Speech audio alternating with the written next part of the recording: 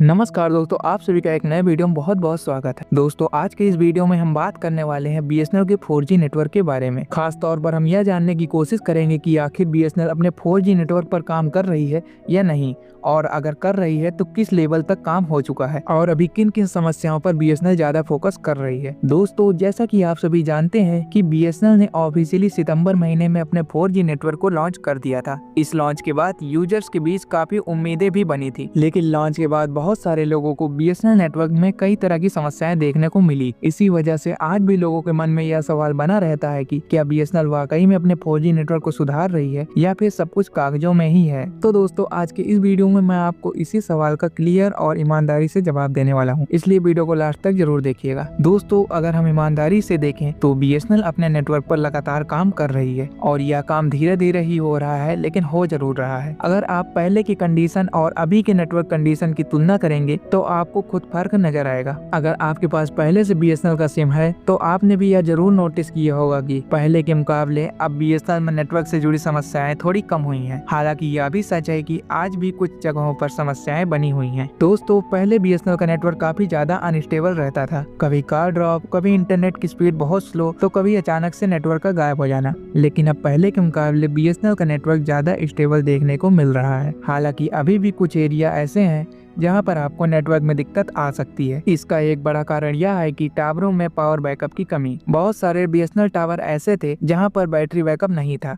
जैसे ही बिजली जाती थी वैसे ही टावर बंद हो जाता था और नेटवर्क पूरी तरह से डाउन हो जाता था। लेकिन अच्छी खबर यह है कि बीएसएनएल अब इस समस्या पर भी काम कर रही है। हाल ही में मैंने खुद कई यूजर्स के कमेंट पढ़े हैं जिनका कहना यह है कि पहले उनके एरिया में बीएसएनएल टावर पर बैटरी बैकअप उपलब्ध नहीं था, लेकिन अब वहाँ नया बैटरी बैकअप इंस्टॉल कर दिया गया है। इसका सीधा फायदा यह हुआ कि अब बिजली जाने के बाद भी उनका नेटवर्क काफी हद तक चालू रहता है और नेटवर्क से जुड़ी समस्याएं कम हो गई हैं। अगर आपके एरिया में पहले बैटरी बैकअप की समस्या नहीं थी लेकिन फिर भी नेटवर्क नहीं मिल रहा था, तो वहाँ भी आपको पहले के मुकाबले काफी सुधार देखने को मिलेगा। दोस्तों, अब बात करते हैं नेटवर्क रेंज की। पहले बीएसएनएल की एक बहुत बड़ी समस्या यह थी कि टावर से थोड़ी दूर जाते ही नेटवर्क गायब हो जाता था, यानी कि नेटवर्क की रेंज बहुत लिमिटेड थी। लेकिन अब बीएसएनएल ने इस पर भी काफी हद तक काम कर दिया है। अब कई एरिया में आपको पहले के मुकाबले काफी दूर तक नेटवर्क कवरेज देखने को मिल रही है। इसका मतलब यह है कि बीएसएनएल ने अपने टावर की नेटवर्क रेंज को बढ़ाया है। हालांकि मैं यह भी साफ साफ बता दूं कि यह सुधार अभी पूरे भारत में एक साथ नहीं हुआ है। बीएसएनएल धीरे धीरे अलग अलग सर्कल और अलग अलग एरिया में काम कर रही है, इसलिए कुछ जगहों पर नेटवर्क काफी अच्छा हो चुका है और कुछ जगहों पर अभी भी थोड़ा टाइम लग सकता है। अब दोस्तों, बात करते हैं कॉलिंग और वोल्टी सर्विस की, क्योंकि यह भी बीएसएनएल यूजर के लिए एक बहुत बड़ा मुद्दा रहा है। पहले बीएसएनएल में कॉलिंग क्वालिटी बहुत खराब रहती थी। कॉल लगने में टाइम लगता था, आवाज साफ नहीं आती थी और कई बार कॉल कनेक्ट ही नहीं होती थी। लेकिन अब बीएसएनएल ने अपनी वोल्टी सर्विस पर काफी ज्यादा काम किया है। पिछले कुछ समय से बीएसएनएल लगातार अलग अलग एरिया में वोल्टी सर्विस को एक्टिवेट कर रही है। मेरे खुद के एरिया की बात करूं तो जहां पहले वोल्टी सर्विस बिल्कुल भी काम नहीं करती थी, वहीं अब वोल्टी बिल्कुल सही तरीके से और काफी स्टेबल काम कर रही है। कॉलिंग क्वालिटी में भी काफी सुधार देखने को मिला है। हालांकि अभी भी कुछ ऐसे एरिया हैं जहां पर बीएसएनएल की वोल्टी सर्विस शुरू नहीं हुई है, लेकिन बीएसएनएल के काम करने के तरीके को देख के ऐसा लगता है कि आने वाले कुछ समय में वहाँ भी वोल्टी सर्विस जरूर पहुँच जाएगी। यहाँ पर मैं आपको एक जरूरी बात बताना चाहता हूँ। बहुत सारे लोग ऐसे होते हैं जिनके एरिया में वोल्टी सर्विस उपलब्ध होती है लेकिन उनके मोबाइल में वोल्टी एक्टिवेट नहीं होती है। इस वजह से उन्हें लगता है कि बीएसएनएल में वोल्टी काम नहीं कर रही है। इसलिए अगर आप बीएसएनएल यूजर हैं तो सबसे पहले यह कंफर्म कर लें कि आपको मोबाइल वोल्टी सपोर्ट करता है या नहीं और आपके नंबर पर वोल्टी सर्विस एक्टिवेट है या नहीं। अगर आपने वोल्टी एक्टिवेट नहीं किया है तो आप इसका फायदा नहीं उठा पाएंगे। अब अगर ओवरऑल देखा जाए तो बीएसएनएल का नेटवर्क पहले के मुकाबले काफी बेहतर हुआ है और आने वाले समय में यह और भी ज्यादा बेहतर होने वाला है। लेकिन अगर आपके एरिया में अभी भी बीएसएनएल के नेटवर्क से जुड़ी समस्याएं आ रही हैं तो आप हमें कमेंट बॉक्स में जरूर बताएं। और अगर आपके एरिया में बीएसएनएल का नेटवर्क पहले से बेहतर हो गया है तो वह भी आप कमेंट करके शेयर जरूर करें।